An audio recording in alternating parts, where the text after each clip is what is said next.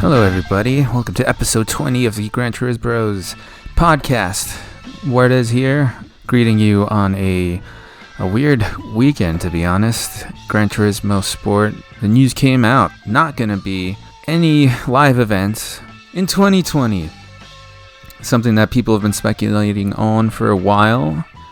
The news is finally here, dropped on us on a random video clip where people noticed that in fine print, small letters, it said, hey, we're not going to have any live events this year. So if you want to check that out, definitely go. You can find the news all over the place. I don't have to tell you how to use the internet, but... So, I wanted to bring that up because we did this podcast on Thursday evening, and yeah, we didn't have the news. So it's without the context of knowing that there were not going to be any live events. Yet we did get into that discussion toward the end of this particular show. So what we have on tap for you today is a very casual conversation between myself, Deafsun. We also had PHX Infinity from England.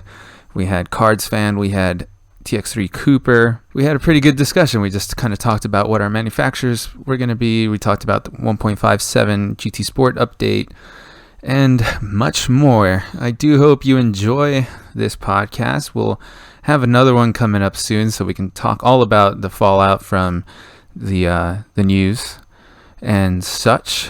So kind of strange times that we're, well, who am I kidding? The strange times were here weeks before this news broke, but why I say strange times because the motivation and resolve of the players of Gran Turismo Sport, especially those that are, gunning for the live events, it's really weird. It's all over the place. Some guys are kind of like, oh, I'll take breaks. Other people are thinking they're just going to hit it even harder for whatever reason. But one thing that I would like to point out to those that are kind of on the fence about this thing, know that in the past, Gran Turismo Sport has always rewarded dedicated players. So even though we may not be getting live events, we are going into an official season, and if you do well, you will get rewarded. I mean, there is also more fine print saying that there are not going to be any prizes and such, but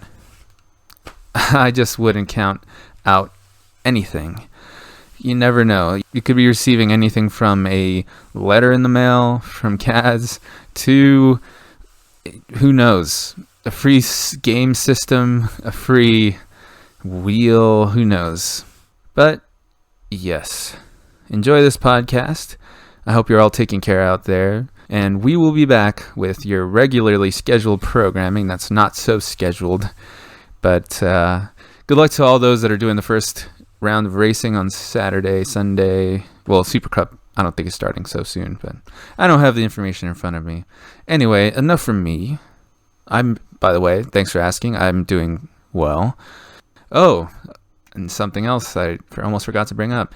We now have a Twitter, so please follow us at Gran Turisbros. Doesn't get more simple than that. Hit us up. I don't know. Maybe we'll tweet back at you. Slide into our DMs, ask us some questions, retweet our stupid posts and content that we put out. No, I'm just kidding. Just a little yoke, but yeah. And do hit us up with any feedback or wants, needs, desires that you have, and we will do our best to address them. And we are shifting even more so into the form of being a general Gran Turismo podcast rather than just a GT Sport one, because GT Sport is the sun is getting low in the sky. Let's just put it that way. I'll see you, hear you, etc. again soon. Bye-bye.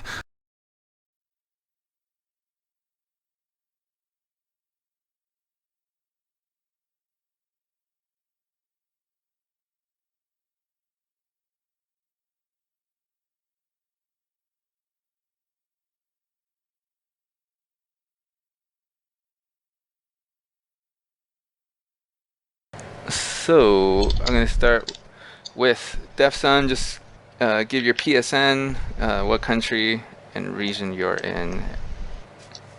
Name is PX7 Deafsun, Canadian, and yeah, I haven't picked the manufacturer yet, so I guess I can't give that. But hopefully No. by tomorrow. Oh no, I didn't want to give. Yeah, I wouldn't do you like that and ask you to reveal Yeah, the well, trick. I but would yeah, have said it. I would have said it just to right. make everything more Well, simple. But it's well, like I physically can't because I don't no, know yet. exactly. Yeah, I think we're all in the same boat more or less. But I think I, at the end, my I might preferences, but ask people for some hints at the end of this show. So, but hmm moving on from there, we have Infinity, PHX Infinity. What's your name and your PSN, and what country are you in? So I'm Mark, PX7 Infinity. I'm from the UK, in EMEA, obviously, Sweet. and I drive for BMW. Awesome. Good. That's a good one. And then Cardsfan, hit us with your name, your PSN, what country and region you're in. Alright, I'm PX7 Cardsfan. I am from the United States and I'm from the North American region. Awesome. And then Koopa, same for you. Alright. My name is PX7 No, sorry. My name is no, it's fine. You can say it. No, you can say it. My name is TX3 Cooper. Obviously I'm from NA and I still don't know what manufacturer I want to drive for, so yeah. Mystery. Just Cool. be TX7 or mix them up. Definitely TX7. Yeah, TX7. TX3, bro. And then we also have Jara in here. He may pop in later. He may be snoring in the mic later. We'll never know. Yeah, good group of guys to have on the show. Thanks so much for coming and hanging out with me while we talk about some Gran Turismo updates and stuff. So, Andrew, you talked about how you have done like 3 hours. So, Andrew, All right. what's your hot Yep. take on 1.57? What you like or don't like about it? It's like 2 steps forward, 1 step back. It's hard to say what's back. I think the whole thing about it that's kind of off-putting is the schedule in some regions. Or what am I kidding? It's like it's EMEA with the 7 slots, but like most of the changes that we've actually tested and had time to change so far seem good. Like the fact that you don't. Well, the range of the slipstream is the same, so it's 1.5, but it's a lot weaker. I was going down the straight on Fuji in the 4GT when I was trying some cars earlier, and it was Lamb behind me in the WRX, and he basically stagnated and didn't catch up to me, whereas on the previous slipstream, he for sure would have at least been able to go alongside me for the braking zone. So that's Right. definitely a good thing. So you can still benefit from it in qualifying, but I think we could say it was maybe like 2/10 that you gain from slipstreaming, maybe 3 depending on the track, but this was Interlagos, so not super slipstream based compared to something like, I guess, Seaside. So it's still there and you could still benefit off of it, but it's not the kind of thing where somebody who would have qualified 10th is going to get pole now just because they got a slipstream, so that's definitely positive. As far as the cars go, most of the FRs feel kind of similar, but I didn't drive very many, and the MRs, at least the ones that are more handling based, feel a bit more planted now, and a lot more consistent for like race situation. Their raw pace is probably still pretty similar, like if you take it for a quali lap or time trial, but the real benefit I think for the update on those cars is the fact that they're so much more viable to use in a race now, and you won't be having to like clench your buttocks every single lap trying to survive. So that is, I guess, a quick take from me. Sweet. Yeah, I'm looking forward to hopefully the slipstream, because you said 1.5 seconds earlier. So the same distance back you'll get it from, but at that point, I think when you're at like 1.3, 1.4, it's very, very like subtle. Whereas before, if you were at say 1.3 versus like 0.3, you would still get it feels like you're still getting basically the full effect, which is why it was so broken to get someone's draft train qualifying, is because you could start that far back and then have 1.5 seconds worth of space to the car in front to close up and have an advantage on them. Whereas now, if you start that far back, the benefit is so little that it's going to be a lot less worth it to, I guess, park the car and look for somebody. It's got to stop the draft train. That was so ridiculous, man. It made yeah. us feel like a bunch of clowns just fucking running around with It looks stupid everybody. too. Yeah, it looks ridiculous. There's nothing romantic. There's nothing Gran Turismo about that at all. Nope. Cooper. One of the Oh, I'll ask him after you continue. Go ahead. just a little thing. One of the things we noticed now was with some of the qualifying, it's like one issue solved or one puzzle piece put back in, another one out. It's like when we were doing a couple tests earlier for some of the other combos, one of the things seems to be that, well, since there's no fuel consumption and there's tire wear, now the thing seems to be, instead of looking for draft and like getting a lap that way, you do your lap and then you reset to the pits and then do a second lap. So you have time to do two, but then that kind of, I guess some would argue that that still is a bit kind of unquali-like.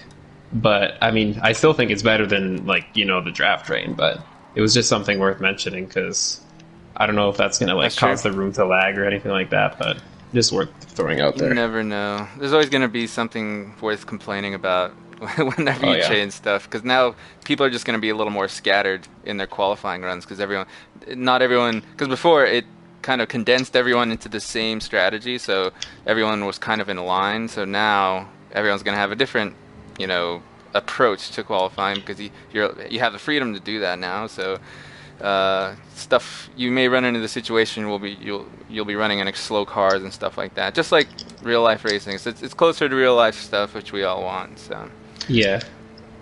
Cooper, what have you found interesting in the update so far? I feel as if like most MR cars are more stable. Yeah, I've felt that in the RS01.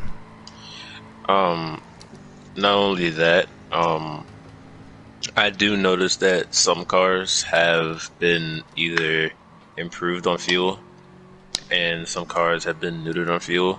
So, apparently the 2016 Lexus has better fuel economy than the 16 now.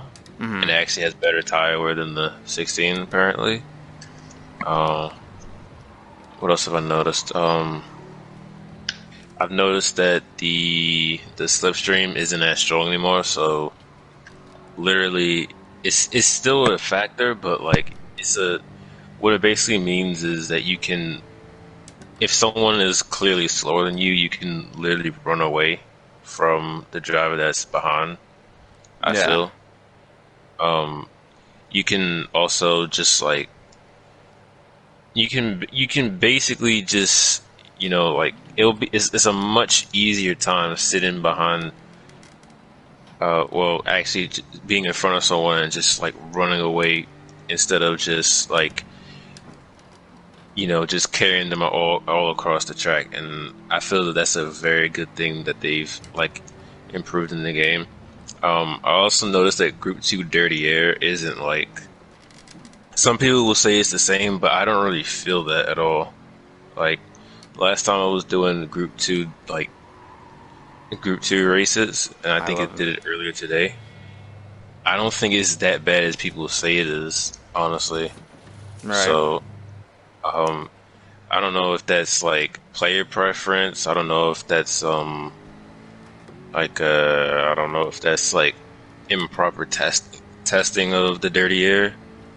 But I literally don't like feel the Dirty Air being a big impact on the actual in this game as much as it was last update. The final thing I'll notice is that what else have I noticed? FF tire has not changed like in the slightest. Yeah, that's what everyone was hoping for. So like, or not hoping for, sorry. So it's like FF tire wear is literally just it's not really improved. So Windfire did a test earlier this morning. I was in the lobby with him, and we were literally testing out the Group 4 Audi TT, and we were also testing out the Viper. And so after 5 laps, the Viper had better tire wear, and the Audi TT had like worse fronts than it. And you got to realize that the Viper is one of the worst Group 4 cars on tires, apparently. Mhm. And the TT is the second best FF to the Scirocco on like tire wear. And like that's a big factor. And then we saw the race pace, we saw the race like the laps, and the TT was 1 second slower in a total time. Damn. Compared to the actual Viper, and had worse tire wear as well. Had better fuel, I won't lie, because the TT is pretty decent on fuel, but the tire wear really just hasn't changed a whole lot. And 4-wheel drive Group 4 cars and even like FF cars, it still hasn't like had a big like impact, to be honest. And that's where we really needed it. It's kind of a shame. Yeah, and I would have hoped that they would have fixed it, but the problem is that it seems if it's a situation that they really just like FF cars are gonna drive like FF cars. Like Yeah. I completely, I basically just I don't know, like FF cars specifically drive the way they do in like real life, basically. And it's like it's hard to make those cars in any way, shape, or form competitive when you have to deal with that certain level of like wear in the front tires, and that just makes everything so uncompetitive compared to like the other like Group 4 cars in the category. So, but yeah, other than that, that's pretty much all I've noticed. There's a couple other things, such as they've kind of like made some other changes to like the schedule, which I do like as well. But yeah, that's pretty much it from this update. It's not. I wasn't really expecting much from it, but I think after today, I can say that this was like a pretty good update. I think some people, especially from like the EMEA region, may like disagree with me, but I don't know. It is what it is. So Yeah, the schedule over there is pretty brutal, and we have a guy from Yeah. the UK. Do you do so Infinity? Do you do a lot of racing in the FIA, the old tournament there? Yeah, I do quite a bit of racing in there. Obviously, I work with an NA team though, so scheduling is quite a big thing for me. I like the earlier run times of the races because it gives me a bit more of a chance to compete in a few more races before I have to go to sleep, so I can wake up and deal with these guys. But yeah, I'm liking the earlier times, maybe not so much the increased amount of races. From what we know, the DR limit might change, and that might give an unfair advantage to EMEA drivers because more splits means more of a chance to get your DR up. So you're probably going to get the case where EMEA drivers have maybe a couple thousand more DR per sort of FIA day than North America. Because I wonder what the new cap is. Has that been disclosed anywhere? I know they just said it was increasing. they said it's a new cap, but I don't even know like what the actual cap is going to be. It could to be be 80, it honest. could be 90, it could be 2 billion. We don't know. Like I'm actually going to go ahead and check my my companion app and see how much DR I have. Yeah, we right could now. get some pixel counters out there to see how much black has been added to the 75k drivers. Yeah. It's so sad, dude. I fucked up. I had 75k. Was it like after the 9th round of FIA, and then going into the final had like really bad races. The chicane at Catalunya owned me. It's pot luck, isn't it? So it went You get down. through that. Yeah, it's terrible in the RSO one, dude. I invite you guys to try it. Well, If you still have an unupdated copy of GTS, try that shit out. But The right M6 now is it's pretty bad nice. enough. M6 is bad too. Yeah, I'm sure there's a few. Like, going over it in the Lexus, the Lexus is good. The Mazda is better. Going over the Jag with it right now, I'm like, geez, it's so nice going. I mean, FR cars in general handle that chicane so much nicer, but yeah, it's a trade-off. I feel like overall the differential, to me, it seems like a differential change. I think it was Saika mentioned it on Twitter, saying how he felt like it was a differential change, and then I got to drive the cars, and I was like, yeah, it's like the initial diff setting got like turned up.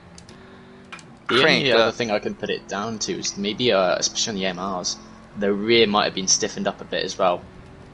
Yeah. Because I feel a little pushier in weird ways too in MR. A lot less oversteery. Yeah, controllable though. As if the MR cars needed any more help, but they did. Some of them did. Some of them really did. But the Citroen, I think, is going to be a world beater now. I do like it. I think the only thing that's holding Citroen back is pretty much the Group 4 car, because I think the Group 3 Citroen is arguably like in some cases better than the NSX in a way, even though the NSX is like really, really good. But the problem is that the NSX has a Group 4 car, which has pace as well, and it can actually save fuel. Not the best on tires as well, but I think that's what makes the Honda better than the Citroen, because simply of the Group 4 car. Yeah, I was thinking the same thing. Like with the Group 3 especially, it's like maybe the Citroen has a little more top end, but I feel like the Honda still has a little bit more just like overall pace to it. But as an overall manufacturer though, they both at their strengths are just a bit more. Like the Citroen is very much a fuel kind of. That's where it'll succeed in like a fuel-based race, whereas the Honda, I guess that's the thing though. The Honda's good on fuel too, so you can make an argument for both manufacturers just based on the schedule. Basically, I think the Honda's just worse on its tires compared to the Citroen. Rear tire wear will have improved as well. The M6, I've noticed, it doesn't have bad rear tire wear, but it's definitely going to have a lot better rear tire wear now because of the more stability. You're not losing the back end as much and putting so much stress on the tires. Yeah. Dude, I'm liking the Jag. The Jaguar right now to me is like a girl that I dated a couple years back maybe, and I see her again, and like we broke up. It was a bad breakup, you know. But then we saw each other again at like Smith's or something. Oh, supermarket. It's a beautiful car, dude. And then I was like, hey, wow, you've lost some weight. Are we still cool? But yeah. Oh my God. I like it. But I like a few cars. I don't know what I'll go for.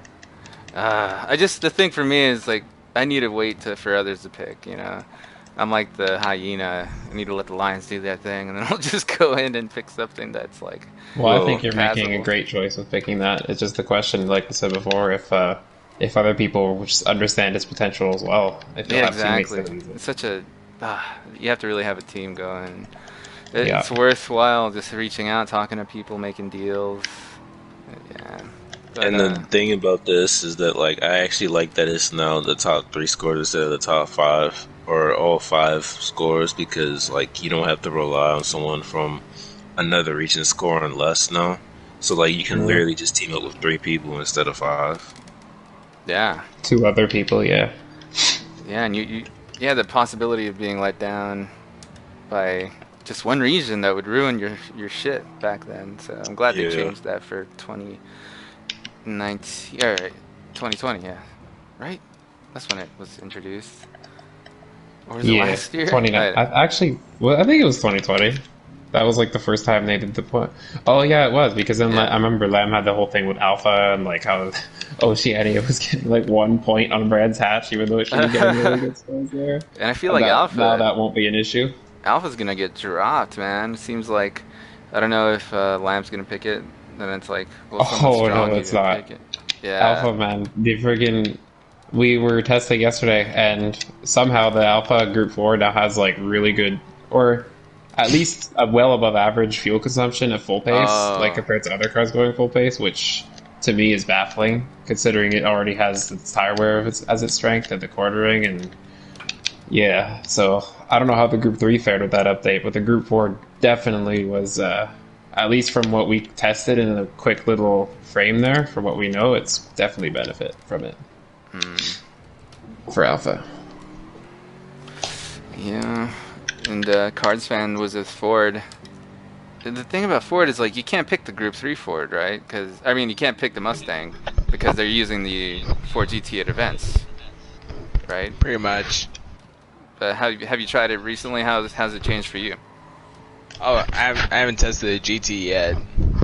But I think what I heard from Deafy is, like, it was really good before the update happened. Then after it happened, it's just kind of got a nerf of its own. Mm-hmm. So I haven't really touched it a lot since then. The fuel is tough, man. I love that car, though. I remember when it first came out and it was killing it at Bathurst. I was so happy with it. Oh yeah, I remember that too. The fuel is a tough issue. And yeah, that was the last thing I wanted to see in fuel races. Whereas the GT was just really good in raw pace, but then we got to deal with fuel mileage situations. It just kind of falls off. Yeah, it's just a shame. I mean, it seems like the Mustang would be fun, but I guess you can't go with it. It's gonna be interesting these next few days, watching Twitter, seeing people lay down their territory marks, and going from there. People reacting. Definitely keep your eyes peeled to see how the drama unfolds with these musical chairs that we do. Yep. I just wish there were a few more viable cars. There's just missed opportunities out there for the game makers to right some of these things. And Outlaw Quadrant's still going to be doing his spreadsheet, which you can find on his GT Planet. He doesn't have a Twitter, but he's definitely on GT Planet, and he'll be linking to that to keep track of everyone doing their thing. I might throw a link in to these podcast, footers or whatever later on as well. And yeah. Oh, I wanted to. So, Cardsfan, you did the IGTL World Series race today, and how was all that? Qualifying Was it? Oh, tomorrow's Friday. I keep thinking it's Friday. Yeah, it's Thursday. April 23rd. I had too much 420 for my week, so I forgot. It's all good. Stuff. 420 was really good this year, and it was really bad at the same time because my dealer's quarantined. No, I'm just kidding. But yeah, the IGTL World Series. It's a pretty cool event. Are you gonna do it, Andrew? I haven't been following too much on it, but considering I don't even know when it starts, yeah, it's one of those things where since the season's starting and we had so little time to like test, and I knew that I'd probably want to change manufacturers, which I don't even know if I want to switch for sure yet, but yeah. I knew that I want to spend most time possible to figure that stuff out, so I didn't want to kind of overcommit to stuff that I thought would definitely, I guess, take the attention off that a little bit. Well, it's funny I knew that would need a lot of effort because it's like Bentley and Alex GTs. Anytime there's like a little drama, they'll go on. Like if on the official Gran Turismo Twitter post, if people are complaining, they'll be like, "Run our series instead." Yeah, it's a bit. They're kind of like anti-FIA, but I mean some of the things that it's like I don't mean like throw shade, but like there's like some people who like hate FIA like so much, but like don't make any leagues or don't have like the materials to like actually make something that's actually better than FIA, because in many cases, like especially like last year, like I raced in a few leagues that people just like I've raced with people who have not liked the format of FIA, but like they literally don't know like how to create like a perfect combo for that all the drivers would like. it's crazy because, you know, some of the combos that PD like offers us isn't really like that bad, to be honest. I think it's just, you know, some combos are just like completely like ruined because of the slipstream and the obviously the fuel. But another thing is that, like, you know, some of these people who literally complain about the combos will literally have a combo that's like Group 1 at Tokyo Expressway South Inner Loop with weak slipstream. So Yeah, the uninspired choices. I mean, and then it's up to the leagues to try and do better. And the leagues that I mean, feel free to name names because I love all of the effort that everyone's putting into these leagues these days. Because I was around for GT5 leagues, and they were a lot of them were trash. Some were really good. We tried hard, but the level of effort that goes into leagues these days with the limited scope that Gran Turismo Sport allows you to work in, it's amazing what they're doing. And obviously, Five Signs has done an awesome job with the ESGT and, you know, all the Umbrella series that go on underneath it. Definitely check that out if you're interested in racing stuff besides the, you know, regimented FIA stuff. yeah, and there's also FIA. There's also GT Fusion, which is a league that my Team TX3 are participating in. And I do plan on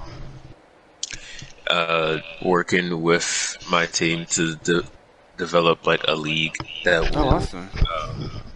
I don't know, like it's gonna be some sort of like endurance league, and we're gonna try and invite every like top team out there, and even like created teams too. Dude. So, people can find that on your. If you post any updates and stuff about that, it'll be on your Twitter, right? well, yeah, it'll be on the TX3 official Twitter, maybe next week, maybe. Awesome, man. I'll definitely keep an eye out. That sounds exciting. And there's a whole ton of other leagues too. It's just you know, some people in like who like don't like FIA, they don't set up like perfect leagues. So I think people also have to like be very wary of like the leagues that they're signing up for, but they also have to be I don't know, like more like they have to like look at leagues and start like understanding like which league would like suit me the best. So Yeah, you know, sure. I've picked a certain amount of leagues that will like I will like definitely partake in. So it's really just all about just trying to find the perfect league out there, and there's like so many that you can do, and they oftentimes they do provide like prizes and awards. So I think if people were offered that same opportunity, then I think many people would partake in like league racing on this game. For sure, I love it. And joining us now, we have Mike Grove, one of the cores of the Team Phoenix.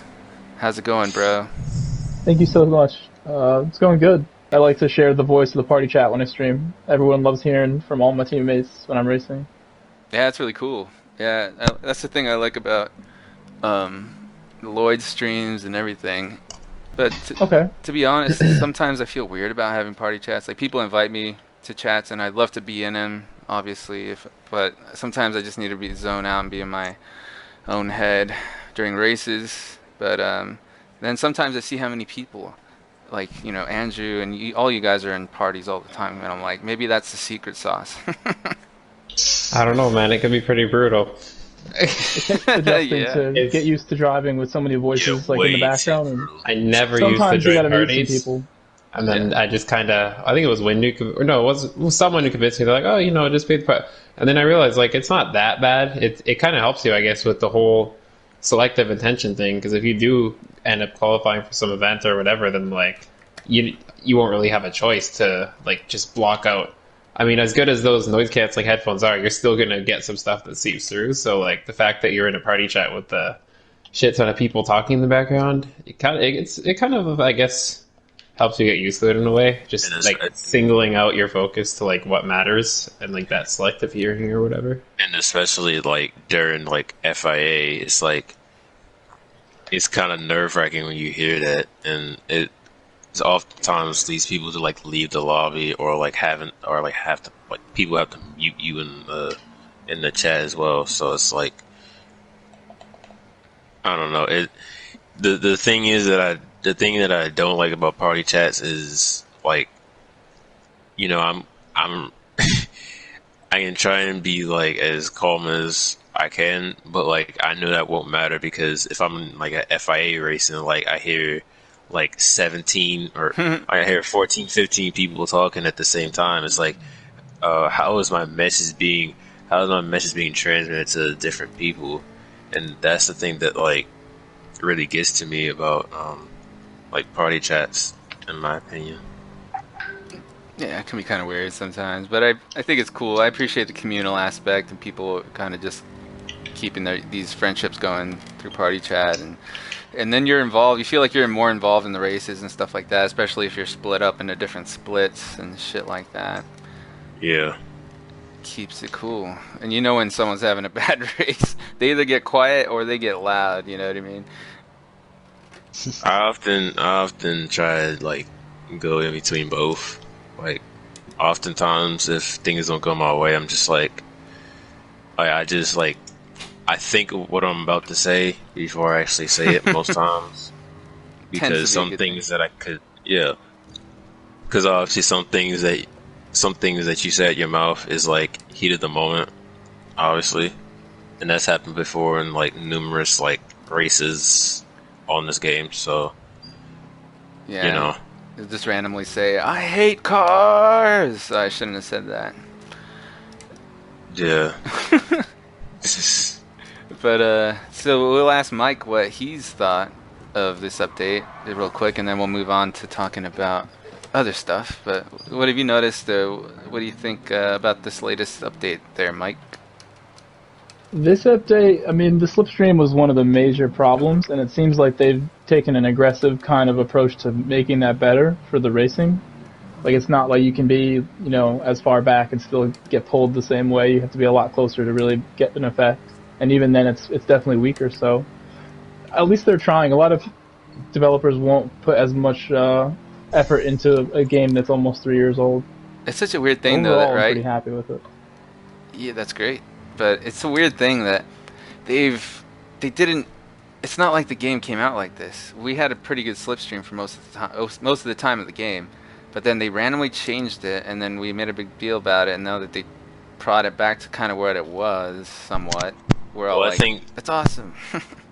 Mm-hmm. I think because I remember like when the actual like slipstream was like 7 tenths, and like a lot of people at the time they were saying that it wasn't realistic, and slipstream is like more than like a second and a half. But the problem is that when you can't just be the slipstream can't just be like 1.5 seconds. It has to be like 1.5 seconds, but it shouldn't be like have that big of an effect. Yeah. Yeah. Yeah. Other stuff definitely. they've changed too has been good with this update. It's been a good update overall compared to most of them. I agree, yeah. Overall. And then I mean, it's obviously going to be people that don't like this update, but I mean, PD can't please everyone, so. Nope. It's like getting a free car is offensive as well, which is weird. Yeah.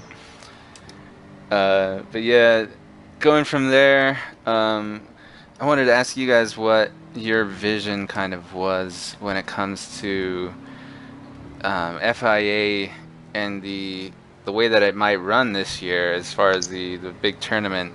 Like, will it be online only? Will Monaco, do you think, still happen? What's kind of your instinctual sort of take on what is going to go down here, starting with Andrew Brooks, Deafsun? Oi. Oh, is that your cat? Yeah, no, yeah, let's go with that. I just missed that question. What was that? My bad? No problem. I was just at my computer. So But yeah, I was just asking what your take. How do you think the FIA tournament will go on this year? Will it be online only? Do you think there'll be Monaco still? What's kind of your instinct on that? I mean, I probably know just as much as the next person. It's one of those things where I haven't been following the global situation the last few days just to kind of, I guess, take my mind off it a bit because it's basically all you hear about. But if it's anything like I would imagine, I honestly don't think, it's not that I don't want there to be one, obviously, but I don't see any events happening anytime within like the next 6 months, because especially how they're going on with this could be a multiple wave sort of thing, and how it could like peak again or whatnot. It seems like traveling is probably going to be one of the last sort of staples of, I guess you could say, everyday life that's going to be back to normal. So I'm sure first it'll be the most important things, like, you know, just I guess any sort of like stores and stuff that are more crucial. And since World Tours is just based on a whole bunch of people from all over the world traveling to a single destination, I don't think it's going to be viable anytime soon. So maybe there'll be some sort of online championship replacement. If not, then all these stages may not count for something that's until maybe start of 2021, end of 2020. Maybe there'll be a world final if we're lucky. But then at that point, you're kind of like, okay, well, I'm here because of something I did a year ago. Weird, So it's like, you'd be... Honestly, I have no idea, but my guess would be that maybe the world final would happen if it clears up, but I'm gotta buy not a getting lot my of... hopes up. They'll have everyone in red hazmat suits, just racing next to each other, maybe 6 feet apart. Maybe the Puma branded suit. Puma branded hazmat suit, yes. Oh my god. The mask, you just have a mask with with the leaper on it. That would be a pretty good promotion, at least. Take advantage, I guess. Yeah. Start practicing with your hazmat suits now. But yeah, that's what I'm thinking is, if it is online only, they have a pretty cool opportunity to kind of play with the format. In Formula One, they talked about, you know, they might have races behind, you know, closed doors, and they may use it as an opportunity to change some stuff up, have a couple races in the same week, have different qualifying rules, have, you know, reverse grid races, who knows. But in speaking in terms of GT, I think they could do maybe some actual endurance races. How sick would that be, right? It's an opportunity to shake stuff up, and like we're so like sometimes we tend to forget how boxed in we are to a certain type of racing. Like, we're sprint racers, like to a really claustrophobic degree. That's all we do, you know? Oh yeah.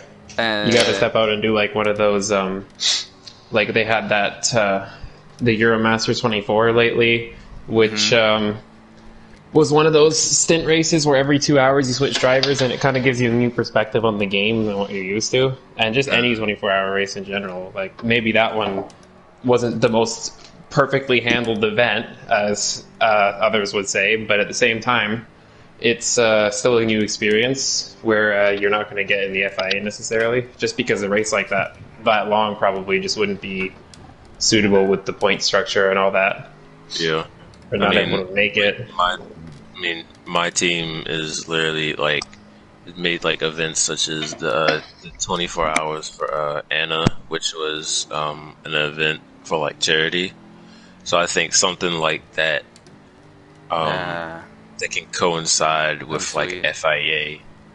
Yeah, because like, if you go to the FIA Twitter, they have a race for the virus or a race for the cure or something like that.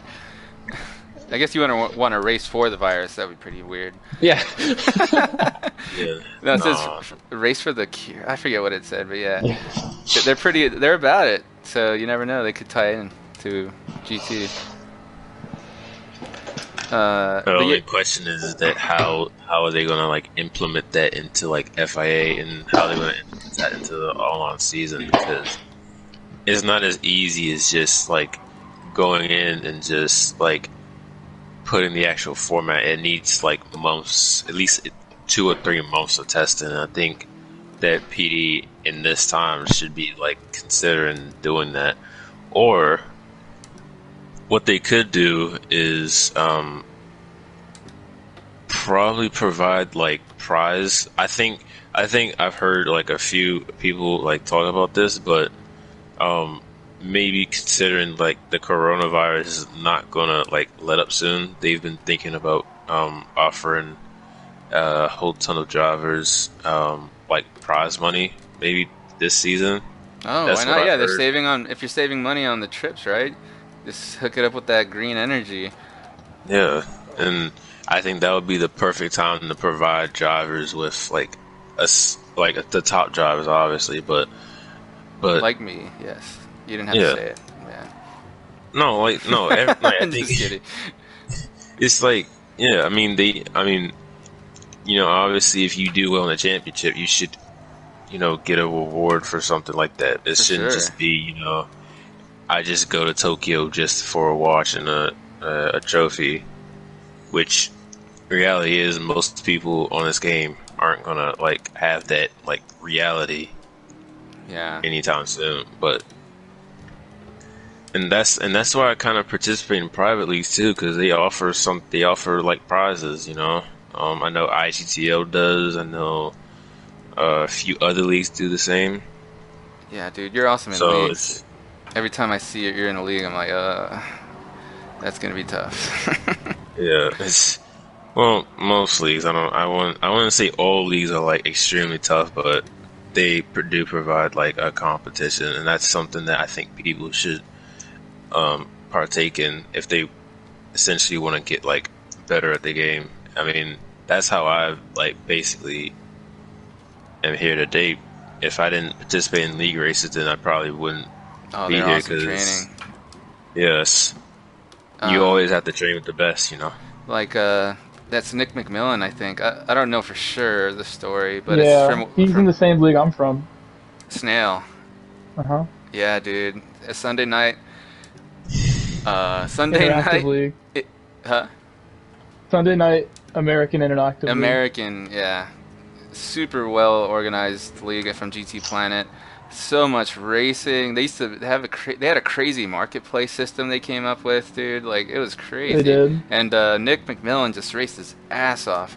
It was because I remember he was in 2012 GT Academy regional finals, and it was they had these races where it was like they only had the 4 sleds, so it was like a group of 32 drivers split into groups of 4, and we all just kind of raced random people. And he was in there, and I felt like he got really disappointed that he didn't make it to the finals, even though he had a lot of good speed. But after that, he just got so fast. And leagues really do make a difference. They constantly change up their, you're throwing all kinds of different weird settings and different cars to run in, so you're always on your toes. And yeah, I recommend leagues to anyone trying to get better.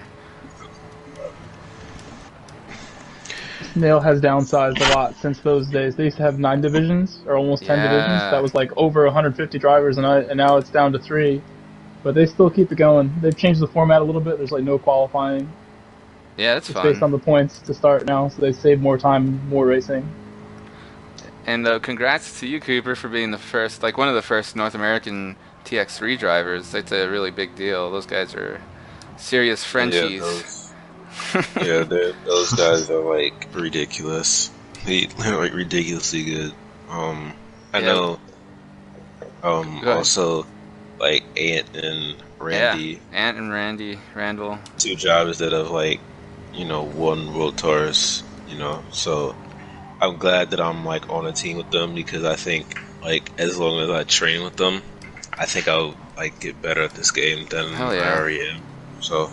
Yeah, looking forward to you getting to an event and doing the thing. It's gonna be awesome to see you there. Yeah. And what was the other topic? Yeah. Oh, so somebody mentioned something on Twitter I thought was interesting. Will players not take this season as seriously? Say, if it ends up being that there aren't going to be trips, like, will some drivers say, I'm not going to try as hard? What's your kind of take on that, whoever wants to take it? Well, I'll say this. I think the reality is there won't be any trips for like any like World Tours. maybe there might be one in the summer, but that really depends on like the situation that happens. But like even then, like we're almost in like June and July, and this thing is like not even peaked yet. Like the whole virus hasn't like peaked in terms of like its in terms of its like infection rate and death rate. It hasn't even like peaked at all. So it's like if they were to have like a world tour, it's like how are PD going to award the drivers for one, and then two, they have to figure out how they're going to send them the rewards as well. And then they also have to figure out if they want to develop like some online championship or some world tour ish like settings for those drivers to like partake in, and from at home basically. So it's like I don't know. I don't think there'll be any world tours this year because I mean everyone needs to stay safe because this virus is nothing to play around with. But I think for those drivers who are saying that they're not going to take it seriously, it's like, I mean, that's up to you. Like FIA is not supposed to. The whole purpose of FIA wasn't to be taken seriously from the start. Like it was just something that people can actively like participate in and to like try and get better at the game. And what people got to realize is that the PS5 is coming out in December of 2020, I think, along with GT5 GT7 as a launch title as well. I don't know. So it's like it's all of that being offered. So to those drivers, do you just like wait for GT7 to come out and just play something else? I mean, because there's a whole ton of like other like FIA-ish or like games that are arguably better than GT Sport at the moment. Well, and then you have Assetto Corsa Competizione coming out on the PS4. And then you also have Dirt 2.0, which I've been thinking about following. I mean, like I've been really thinking about like participating in that esport. Dude, that's a fun ass game right there. That is a fun ass game. That game is like ridiculously fun. But yeah, to the drivers who just like who don't want to take it seriously, I mean, again, there's league racing. Like league racing is always a backup to FIA. If you don't want to do a round, if you don't want to actively partake in FIA, I mean, like don't do it. It's just like do league racing, Yeah, it's like people that like stop eating meat and just always tell everyone that they don't eat meat. It's like we get it. Like, don't like the FIA. and that's one of the things that I don't like about the community, especially in the I don't mean to be like offensive, but like it primarily comes from people in the EMEA region who typically have this type of mindset. It's like, you don't care about FIA, and that's fine. If you don't care, I can't make you care about it. Like PD can make you care about it. But the problem is that you can't sit there and just like continuously like slate the game, slate FIA, like, and then just not, quit the game or just like do something else on the game. It's or just play something else. Basically, it's not pretty much. It's not even rocket science at all. It's like I understand that people want this game to be great, but at the end of the day, like most of the decisions that PD are going to make, they're not going to please everyone. I even knew this from the start when I first started playing GT Sport. Like I knew like the format of FIA wasn't going to be perfect, and that's totally fine that it's not 100% perfect because it can be improved for the next game because they're in this prologue. So it's like to those drivers out there, I mean, it's like you don't have to play this game. It's not like PD are demanding you to do every single slot of FIA. Yeah, some people really can't help themselves either, which is kind of strange. At least, I mean, I have fun with it. I guess I don't grind it as much as most, so I can kind of when I take it at the pace that I do, it's still fun, and I can still find new things to do and such. But I can see how some people are just, they're just kind of done. They're burnt out, but they don't need to tell everyone about it all the time. Yeah, it's like it gets old. It gets old and repetitive, and like, I mean, I'm just at the point where it's just like, I get it. I understand that you don't like the game. That's totally fine. Like, I can't sit there and make you like the game at all again. And it's not like you're taking the balanced opposite approach. It's not like you're blindly saying, "Oh, GT Sport's great. You should just shut up because it's awesome." You're just saying, like, I understand it has problems, but I still play it because I like the community. I like the game itself at the core, and I don't need to, I don't need for it to be something that it cannot be. So. Yeah, they pioneered a lot of stuff with this game, like the VOP, the way it's set up, and the way the races are set up, the point system. This stuff didn't really exist before they took a shot at it. So I give them credit, even though a lot of people don't look at it that way. They expect a lot. Yeah, it really popularized the whole BOP term and idea. Before, I remember in GT5 we did league races. We all had our own custom BOPs, and we would get mad at other leagues for using them. Like, you used our BOP without permission, bro. You're supposed to at least give us credit. And it's like, looking back, it's so dumb. And there's a lot of games that really just don't have a good BOP system. Like, for example, I came from Project Cars. Like, Project Cars had one of the worst BOPs I've ever tested. So everyone kind of just used a meta car? Yeah, it was everyone. The meta car in that game was the Ferrari 488, I believe. And then fantastic car, way overpowered.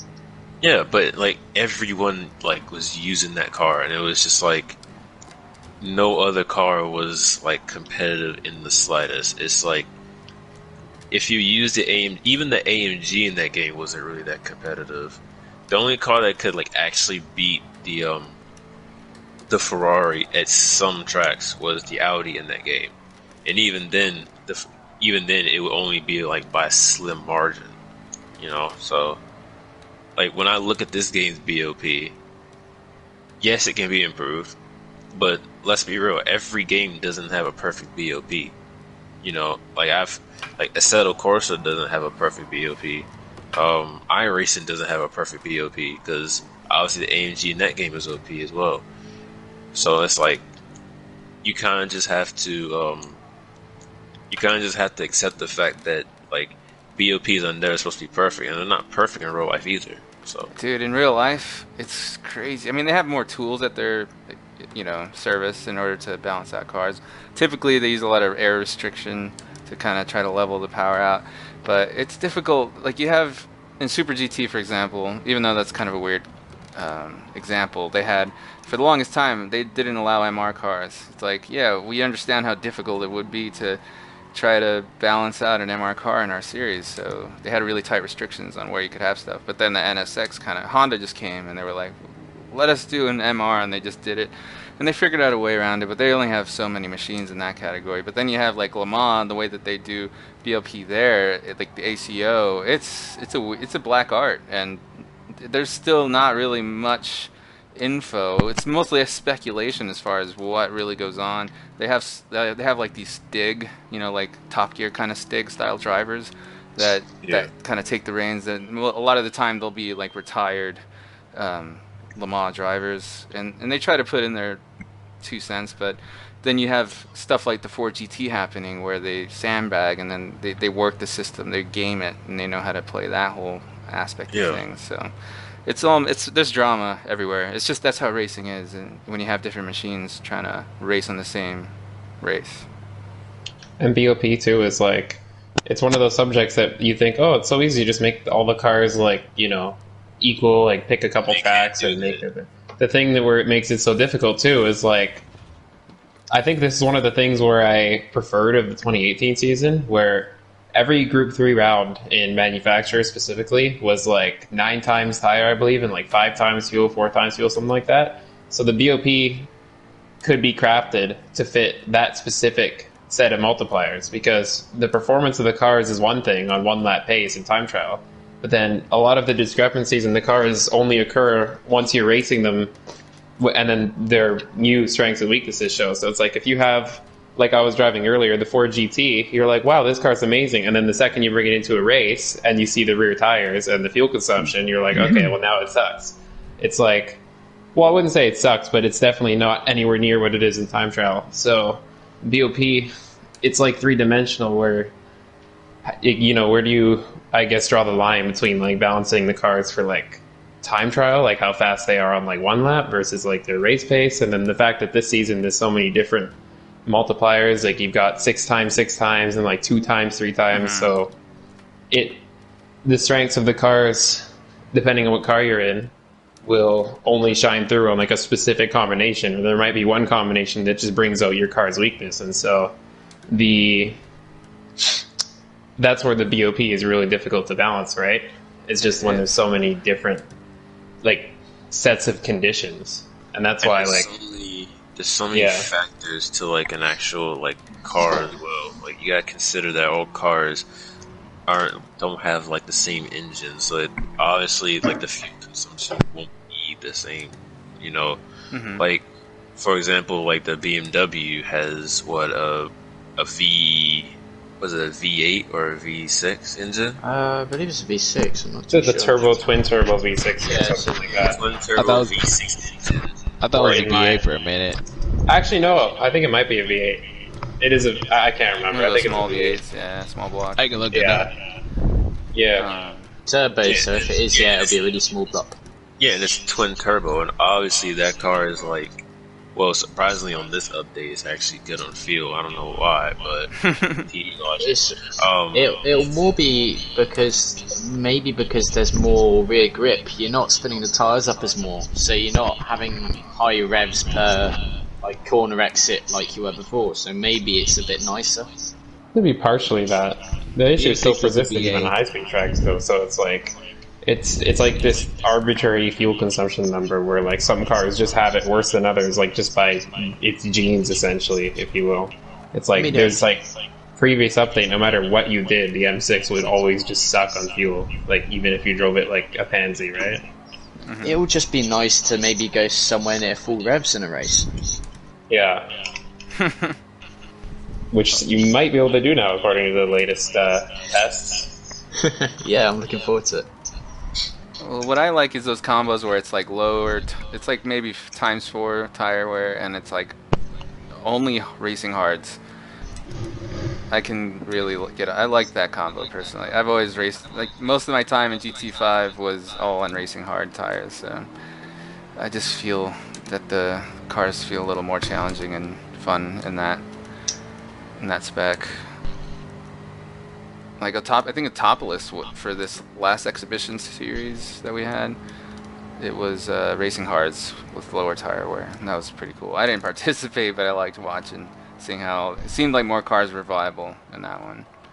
Yeah, and that was the other thing that I forgot to mention too, is like the actual compound itself is also a variable with the DOP. Like, if you look at the same track on GR3, Interlagos, for example, I'm pretty sure on Racing Hards you'll see cars like the R8 up there, but then as soon as you go to softs or mediums, it's the Atenza. So it's like different cars benefit a different delta depending on the tire you put on, just because like a car that struggles with like grip in the rear will benefit more from having the grippier compound. And now that's another thing with this update where it's like maybe that'll be affected. So cars that I guess had a grip issue before maybe will be better on the hard tires now, and it's like this is all the kind of stuff that you have to test, and we have such a short time frame to test it too, right? So a lot of this will just be taking a shot in the dark with the BOP and the new physics and whatnot.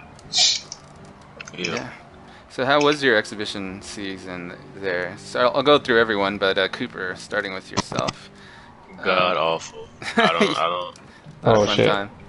Well, for the first, I actually will look at my my scores for that season, but that was like one of the worst seasons I probably ever had, because like for one, I wasn't scoring well in the rounds where the Subaru was decent at. I know it wasn't the strongest of cars, but at the end of the day, it's like the first two rounds like were so unlucky for me because round one had the stupid penalty system, and obviously like the points were like ridiculous as well, and that's why I just didn't bother going again after like the first slot because I was just like so mad. And then the second race, I got 6th in the first slot, and I went again, and I screwed up my qualifying, and came back finished 10th, and then I went again, and then I got punted off the road. Jeez. And I like finished like 12th or like 13th or something like that. And then the next round I believe was the wet race.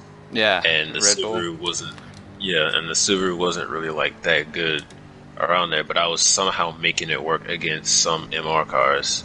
Yeah, dude. And then the fourth round, what was the fourth round again? Willow Springs. I think it was. Oh, Willow Springs. Yeah. So, Willow Springs, I qualified pole. I had a 15.9, I believe. And I screwed up. I took too much fuel and I went on to finish at 5th, and I just didn't bother going again because the points were just gone. So my highest points out of the first 5 rounds was a 286, and that was at where'd I get that at? Round 5. Round 5 was at that was at Autopolis, and I believe the Subaru was good, and I think I could have gone again because I think I could have had like some good point scores. I could have had a good point score for that round, so I should have went again. And then round 6 was Monza, and I got bullied by the slipstream. So then round 7, I knew what I was doing, and I wound up scoring 318. And then round 9 should have been 300 points, and that would have put me like in the top 16. But I basically went off on the last or the third quarter on the second to last lap, and that was it. And then round 10, I don't even want to talk about. So Me either. Neither do I. It sucked. Overall, that season, that was probably one of the worst like FIA seasons I've ever had. To be honest, like I can't even.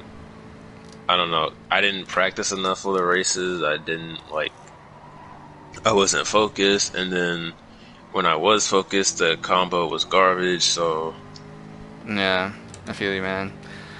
I feel like my first half of the season was pretty good. I was still really awkward when it came to driving the RS01 because I picked Renault, and it was my first time really even trying to use that car. The Group 4, obviously the Megane trophy is amazing.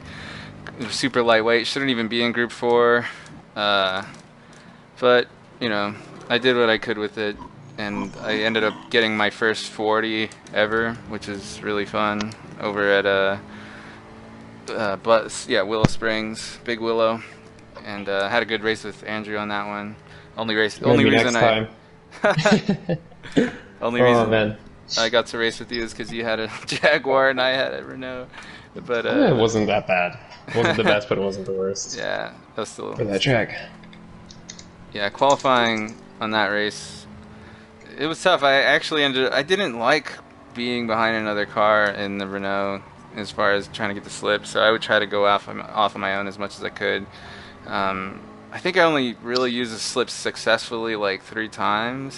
One of them was at Suzuka. Otherwise, I would always get it. You know, people would mess up that were ahead of me and kind of slow down. So I wouldn't always be the biggest benefactor from that. So, but the RS01, man, that car is tough. I didn't realize how bad it was on power. I knew it was like a little bit high downforce or whatever, or a lot. But yeah, it doesn't move. Oh, it's terrible, dude. That's really it's bad. It's literally stationary. And the top 16 race was just so disappointing because I took my time trying to figure out that chicane, and no matter how many times I drilled it, I still, even when the pressure was on, it made me realize that I still need to work on some mental aspects of my game. But when the pressure was on, if someone was behind me, I would tend to hit that shit wrong and spin out. But in qualifying and practice, I'd be cool. So it was just kind of getting psyched out about having people around me trying to take the corner chicane a little too fast. You know what I mean? So overall, it was a good learning experience or whatever. Not sure I'd stay with Renault because I really just don't like the low power and having to really rely on a few rounds of Group 4. I'm not the biggest fan of Group 4 races in general anyway, so I'd rather have a better Group 3 car to mess around with. But still fun. It was kind of interesting because I put a lot of pressure on myself to try to beat Dino because we're both in Vegas, and I was like, I can't let him be the fastest fucking Vegas driver. But yeah, still ended up kind of happening.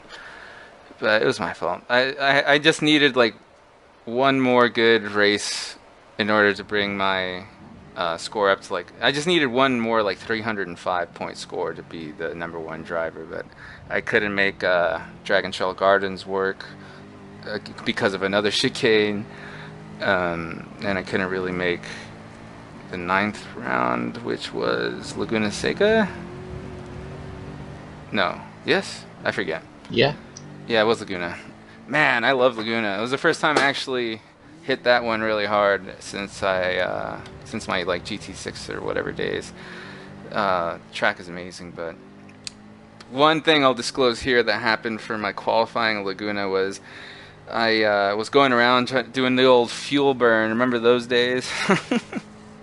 And I had to put my in because the Renault is really good on tires. It's one of its things. So I threw my brake bias all the way to the back, or sorry, all the way to the front. I think, yeah, +5.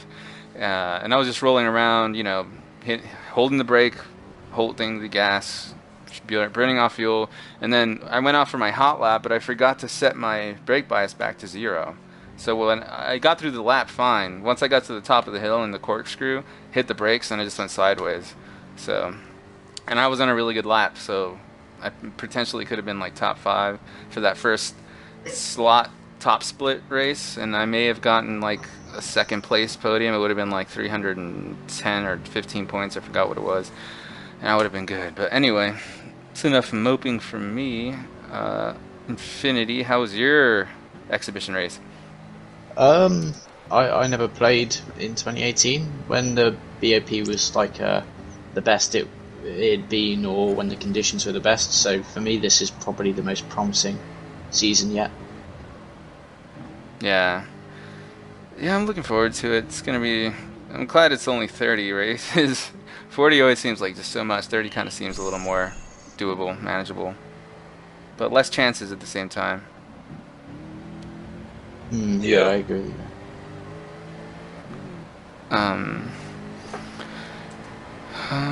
Cardsfan, how was? I saw you got in the top 16. That was pretty awesome. I was glad to see you there.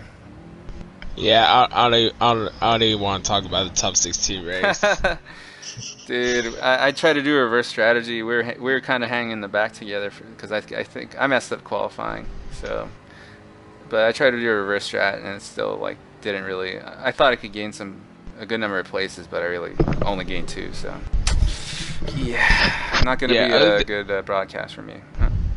Yeah, other than Red Bull Ring and Monza, I think this season was probably laughable. Like, really laughable. Oh yeah, Monza, of course, in the GT is gonna be awesome, huh? No, I'm talking about for the exhibition season. It'd be your when I was personal with Ford. run. Yeah. But the GT was good at Monza, though, right? It was the Group 4 race. Right. The Mustango. Yeah, the only problem with it was the fuel consumption. Yeah, had a little hole in its tank there. Yeah, which didn't even help out. Nah. Cool. So we can kind of wrap it up by seeing how much of our poker hand anyone's willing to show or lift up. So does anyone want to drop any hints as to what they're looking at in terms of manufacturers for the official season? Starting with Deafsun. I don't know yet. Peugeot. I literally don't know. No. Dacia is a pretty good manufacturer. That Group 3 Sandero is pretty strong. No, I actually have no idea. There's a few Honda Odyssey. Speaking of Honda, the Honda's pretty good. Citroen's pretty good. Jag possibly still.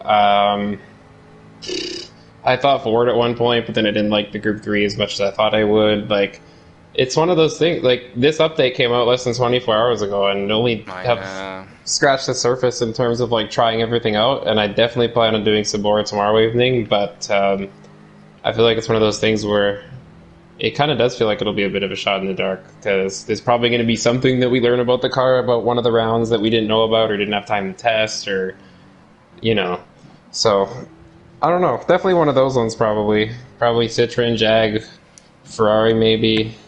Well, there's definitely a few more that I'm probably forgetting, but they're all in consideration. I think I'm just gonna skip the first round just to give myself. I'm gonna buy myself a little more time, And I know. I mean, it's kind of a lot of people are gonna do the first round, and it'll be a lot of good points. So, but yeah, I think it's just people are gonna pick weird menus, and I gotta just make sure I protect myself against that unexpected choices and such. And it's worth considering too that I think there's the Superstars round 3. So I don't know how the qualification for Superstars works, but if you skip round 1, then you definitely want to make sure you do round 2 in order to qualify for that.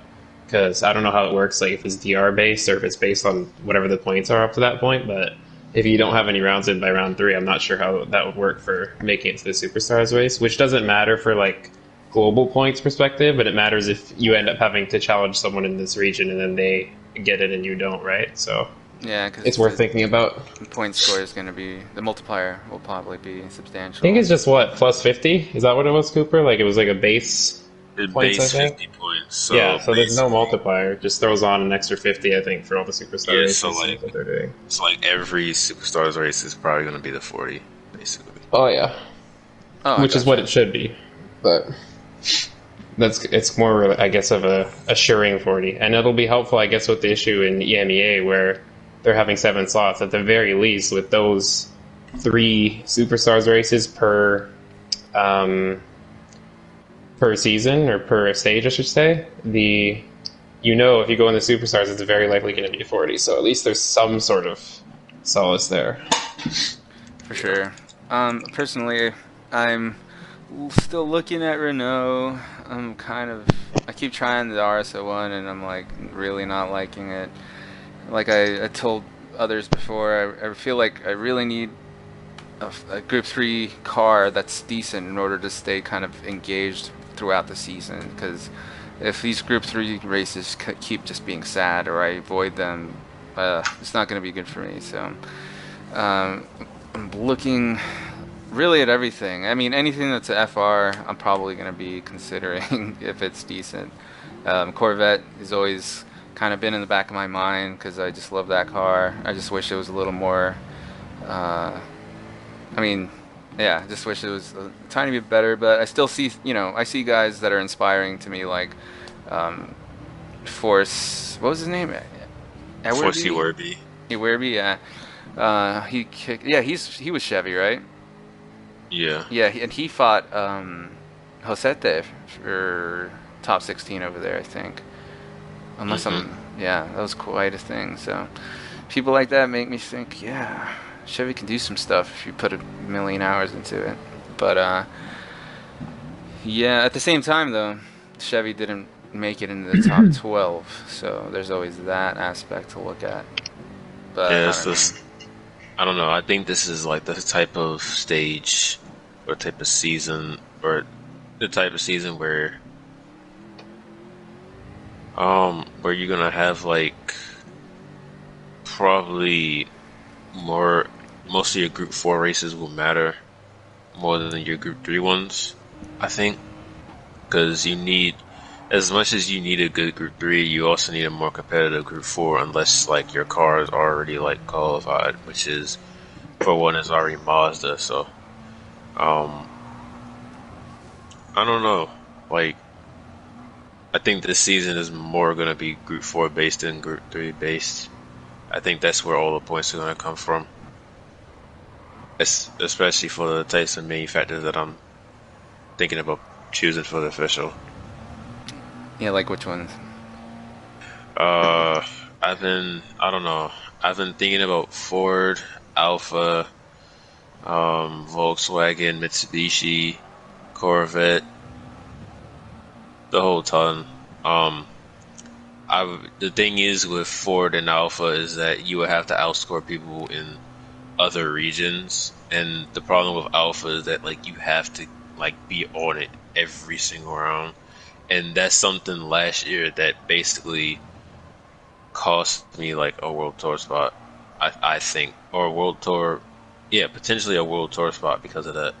Like if I had just put in that extra bit of effort into the races that I should have won, then I probably would have gone to a World Tour with Toyota last year. But yeah, man. the problem is that with Alpha, it's literally the same thing. Considering that people are flocking to it, and Oceania, obviously Asia, are gonna have a much, I would say, easier time to get those points for Alpha, and then obviously the third spot would literally be a battle between EMEA, which is a hardest region, but for the 4C, I think people should be like, I think any 4C driver, any driver can get in the 4C and literally dominate in it. And then I also see Central South America as well. I don't know if there's any South American that's going to drive Alpha for official. So Right. I don't know about that. I don't know about Alpha at all. Yeah, it's Ford weird. Ford is pretty decent, I feel. Haven't driven the GT yet, but I think it's got worse on tires, and I want a car that I can, like, I don't know. I'll have to probably get used to it if I do choose Ford, and it'll probably take me a while to get used to. Well, I've also been thinking about Volkswagen because I like the Beetle. The Beetle's good on tires and good on fuel, and the Scirocco is meh. Pretty meh, honestly. And then I've been thinking about Mitsubishi because the Group 3 is, although it's not really the fastest, obviously not the fastest down the straight, but the Group 3 is very good on tires, but it struggles on fuel.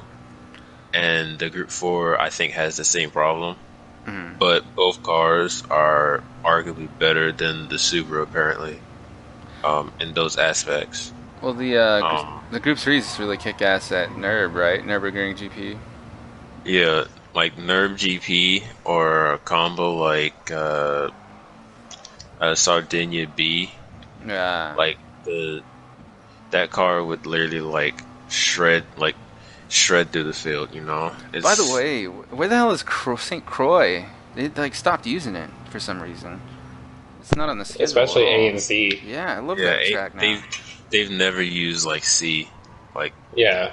A they've C- used like a couple times, but C is just like not I mean, anywhere. I think C is like really unbalanced, to be honest, because I think it just favors power cars more. In fact, let me look at C real quick.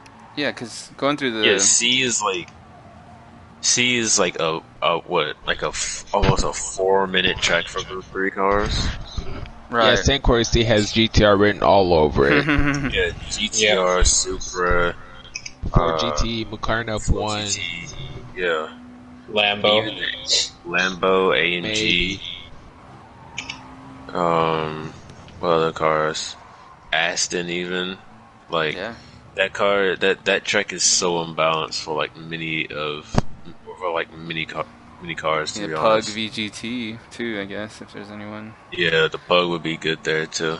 So quickly rifling through the schedule for the first stage of the official season, we have Suzuka Group 4, Red Bull Ring Group 3 for round 2, and then we're in Dragon Trail Seaside Group 3, Laguna Seca Group 4. Then round 5 is Tokyo Expressway South Inner Loop for Group 4. And then Circuit de la Sarthe Group 3. Then Sardinia B for Group 3. Then round 8 is Group 4 Fuji Short. Round 9 is Maggiore Group 4. And then the round 10, top 16, will be Interlagos Group 3. So Mazda, hello, win for them. Good set of combos. Really, I think one of the stronger sets they've had. Yeah, pretty balanced, I guess. I don't know. I'm looking forward to it, but there are some weird, like, I don't know, for some reason it just kind of reminds me of a reshuffle of the exhibition race last season. Yeah, I think round 2 was the same as round 1 this season, isn't it? Pretty I much. don't remember which round it is, but I know that Laguna is literally, I'm pretty sure it's literally the same race. Yeah, but this time we Except actually they just have got rid to, of the penalty thing, yeah, we have to do use our pro strats. Absolutely legitimate and not cheating strats. Those are my favorite Twitter feuds in the GT community. Oh my god. I didn't even want to get into that race, honestly. 'Cause that was a mess. That was a thing. We'll put it that way. I'm glad I gave that one a miss. Yeah, hard pass on that race. What race? It's a Laguna. Laguna. Where everybody took the penalty. Oh yeah, yeah. I didn't do that race. It's so sad, here. but I'm really not looking forward to Sarth anymore. I used to love that track, man. I think Sarf is a fuel saver as well, so it's like No, it's not. Fuel more I think it might be times 2, yeah. Oh, it's times 2. Surprisingly, it isn't. Yeah, and the only tire requirement is racing hard, so I think you can no stop on those tires. Yeah. Pretty likely, yeah.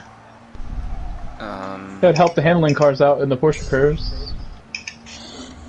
Handling cars still be bad there, I think, because like even because the draft is basically gone, basically, so like all those cars literally don't have a chance. Any handling car is like basically neutered at the track. It will always be like a car that has a considerable amount of like straight line speed down the straights and through the corners that will like succeed that track. So Supra, basically.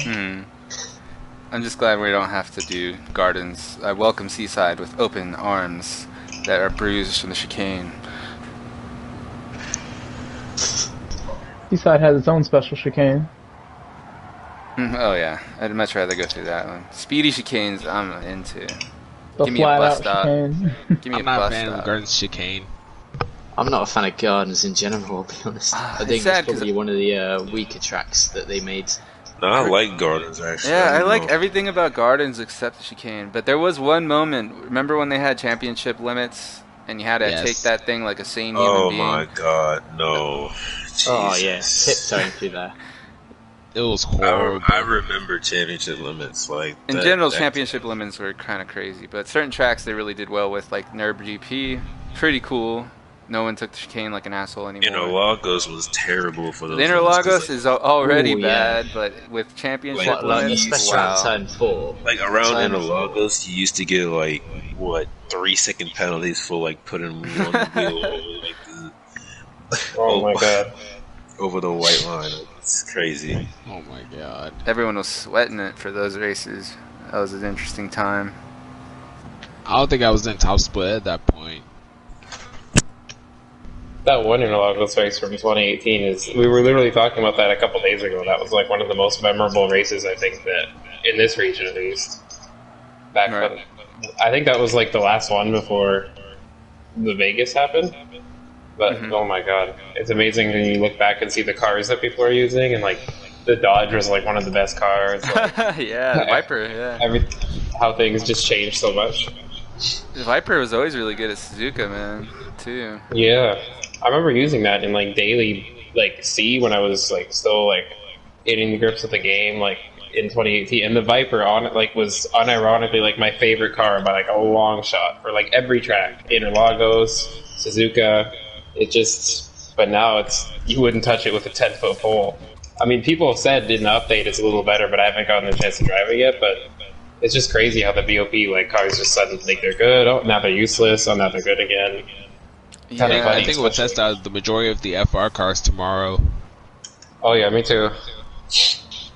Yep, plenty of testing. I think all the FRs like feel the same, to be honest. They're pretty similar, yeah. I don't know. I think the only dramatic change is that the 17 Lex is now better than the 16. Again? Oh no, it hasn't been that way at all. Like that's actually new. They actually made a car that's more relevant better than the one that shouldn't be relevant. Oh. Yeah, I maintain that. Well, didn't you mention that the FT1 was better?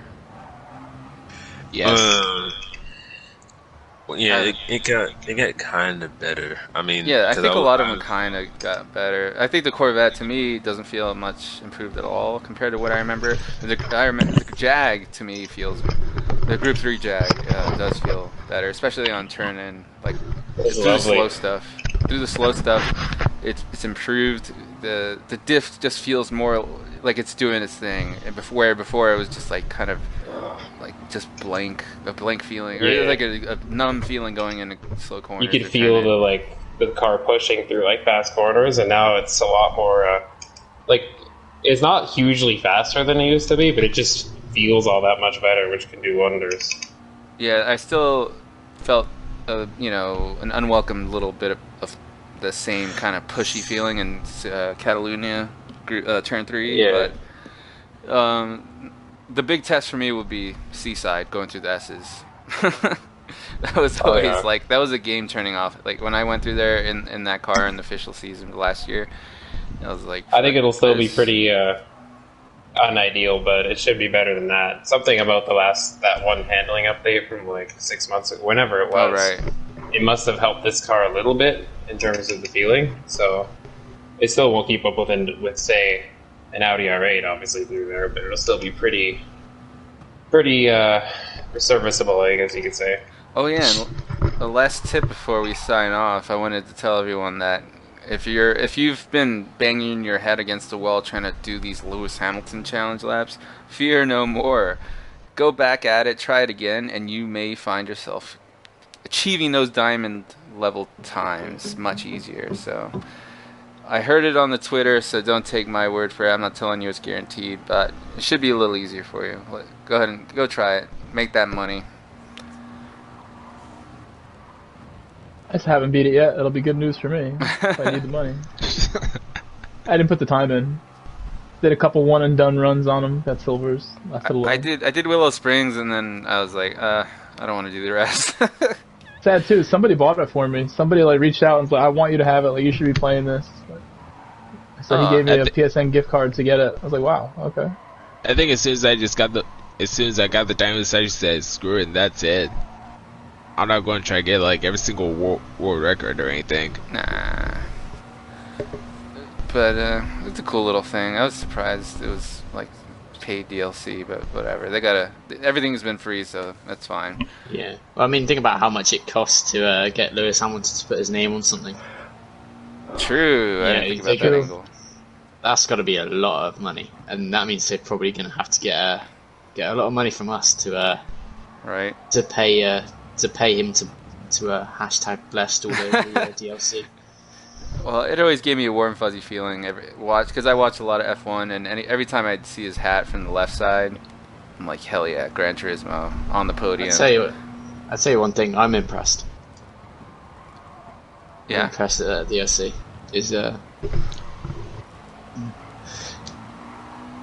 That's definitely getting cut. That wasn't a good joke at all. You said I'm impressed. I'm blessed. I'm impressed. Wow, that was a good lap. I'm impressed. Oh yes, I just realized what happened. No, you're good. I'm just done. It's a little late. I'm Don't give up. Slow. Keep trying. That's what he usually says. So thanks to everyone for joining. Appreciate it. We'll go out with a bang.